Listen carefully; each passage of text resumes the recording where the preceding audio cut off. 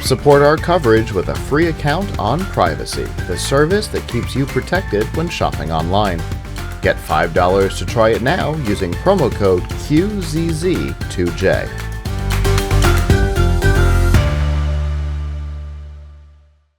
I'm Don Baine, the Gadget Professor. Here we go. You're live on camera too. Ladies and gentlemen, this company is called Bucket Robotics. I got a bucket here. We'll show you that in a minute. And it's Matt Puchalski. Yes, sir, Puchalski. It's great to have you on, or it's great to be here. I'm glad to be on, and I'm glad to have you here. Here, you want to take the mic? It's 3 hours. It's a long time. Tell us about Bucket Robotics. Yes, sir. So at Bucket Robotics, we automate the incredibly human task of surface fascia inspection. Of what? We automate surface fascia or fascia. Okay. And so this is the very mundane but incredibly ubiquitous in a hall like the automotive hall. The surface of your door handles in your car, or is your paint correctly applied on your boat? Okay. All of these, or if you have a medical device, is that a burn mark or is that a shadow that I have? It sounds like forensics. Very much so. Yeah. Okay. And so the challenge with that is you often find the best type of inspector is a human being for that level of sensitivity. Those exactly. Damn humans. Well, no, the problem is the human mind wrote Shakespeare. The human mind was not made to sit there all day and hold stuff up to the light and say, oh, is that? It's incredibly boring. It's incredibly difficult. And, what we really care about is if you automate that deeply drudgerous task, the humans who are hired to do these quality inspection jobs get to do the part that is exciting. It's the debug and it's the maintenance of the machines, right. so that way you can do more manufacturing. Okay.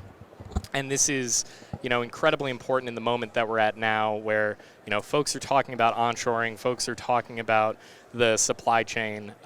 Nobody signs up to get a job in manufacturing and to sit there all day and say, right. Oh, geez, is that shade of gray correct or not? Yeah, and yet a lot of that's quite important.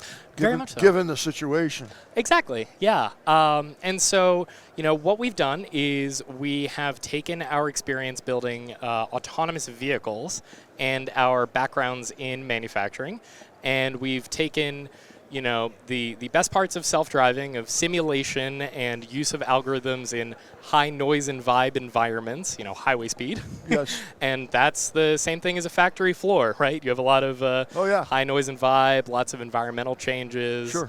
And so that's the really exciting core background of our technology. Okay.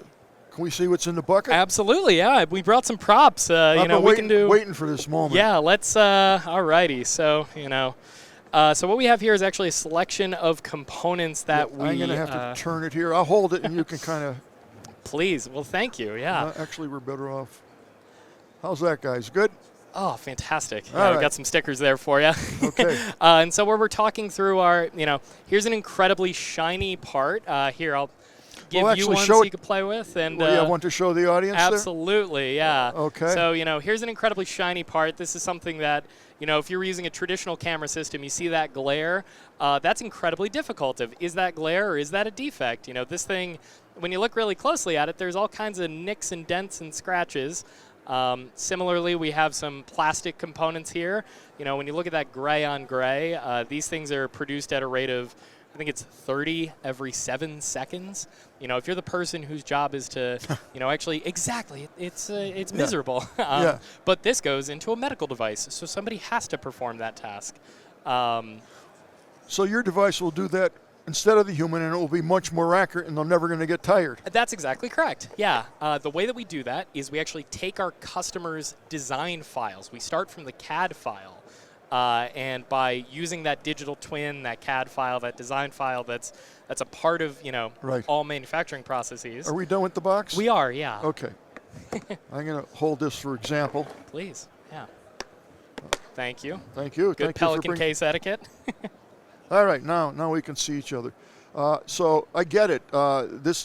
Your technology takes the place of those redundant skill sets that require someone to sit and look at a millimeter all day long and tell me if it's the right gray. Exactly. It can't be done by a human, actually. Oh gosh, we as a human species have been studying this problem, since World War I. 80% is like the best accuracy that you can ask a human being for long stretches, and so when you're trying to achieve a level of 9s that automotive cares about, the answer is, well, to hit 99.9% accuracy, you stack a bunch of 80% accurate people next to each other. Pretty much everything that you do is designed per spec.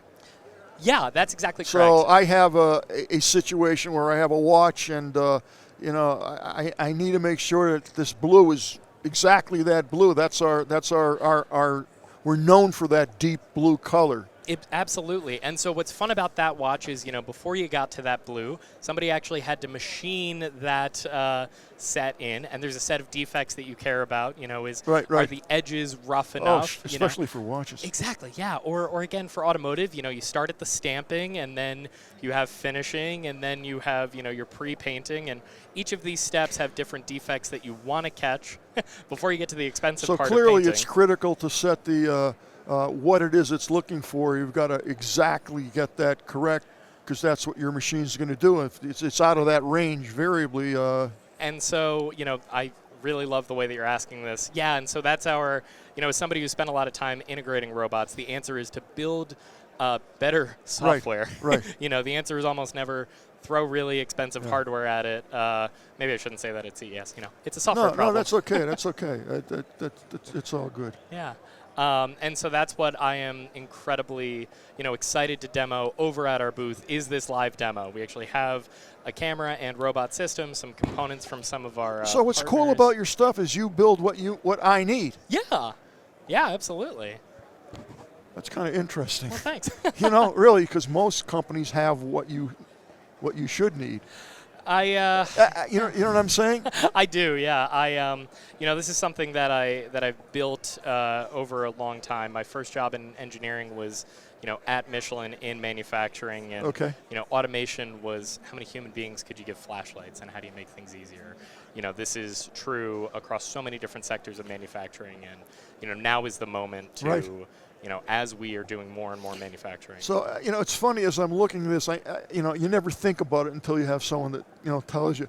There's so many variables in this, scratches, swirls, infinite number. I couldn't sit here and identify them all. And the really fun part, and this is the fun part about, practical manufacturing, some of those are totally saleable. Some people, back to your watches, that's a feature that you have this brushed look, right?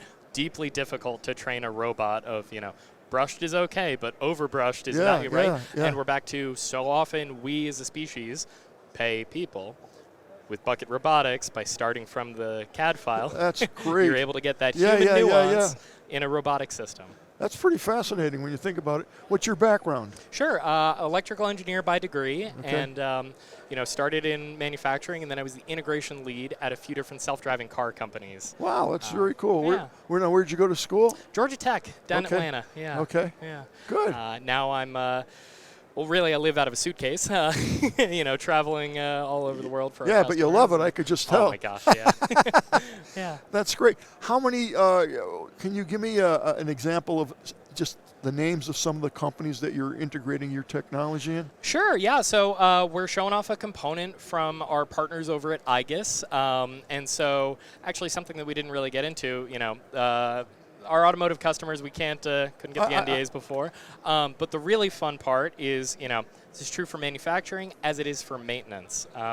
So the U.S. Air Force is actually using our inspection system for their components, or the maintenance on some components down at Robins Air Force Base. And so, Well, you can really understand the need for it now. This is something you just don't think about, but man, it's so necessary. I mean, that's my favorite type of robot. It's the Mundane. It's just so necessary. I mean, particularly if you're using aircraft or defense types of things, it's supposed to be this way, not that way, and the human mind brain. it's not going to do as good a job or as accurate, and it doesn't get sick, it doesn't take a vacation, and you know. And it scales. That's the other thing, too. That's true. You know, so That's often true. It's a good point. Automation projects. It's Yeah, great. yeah, It took yeah, us yeah. 15 months to get there, and then, if we need another 10, This is great. Well, as a thank you so much for being on. I appreciate it. I'm fascinated by it. And this really, when you took it out, it looked like a new Lego set. yeah, that's Doesn't it look like a Lego? It does, yeah. That's a soft draw from our friends over at Final Rev. Okay. This is an internal part that they use, and yeah, I love it. That's great. That's great. So, oh, no, a new kind of Lego. We don't let kids see that. Ah! Very good. Thank you so much for coming on with us. I enjoyed it. And again, it opened up my mind into things that you need, but you don't think about. You don't know what's going on behind the scenes, and it's a good thing they are going behind the scenes. Thank you. Yeah. And there's a deeply specific subset of people who are watching, folks from the quality inspection space. That if you're really excited, you should go to our website at bucket.bot. Okay. Find us on LinkedIn. What was the website again? We are bucket.bot. Okay. Okay. And we're here in the Automotive Hall at booth 4570, just a few doors down. So, all right. when you're off mic, come on by. I will make it by, and I'm fascinated by this stuff. Thank you so much. Well, very enlightening. Very enlightening. Very Thank good. You so much. Thank you. Great. Thank you. The Tech Podcast Network's CES 2026 coverage is executive produced by Adam Barker. Technical director is Ravin Ford. Associate producers are Nancy Ertz, Brandy Jackson, and Beth Price. Our hosts are Marlo Anderson, Don Baine, Scott Ertz, and Serge Velasquez. Graphic design by Vicky Gonzalez. Executive producer emeritus Todd Cochran. Award production is provided by Amrock Fab Lab. Studio equipment is provided by PLUGHITZ Productions. This has been a Tech Podcast Network production, copyright 2026.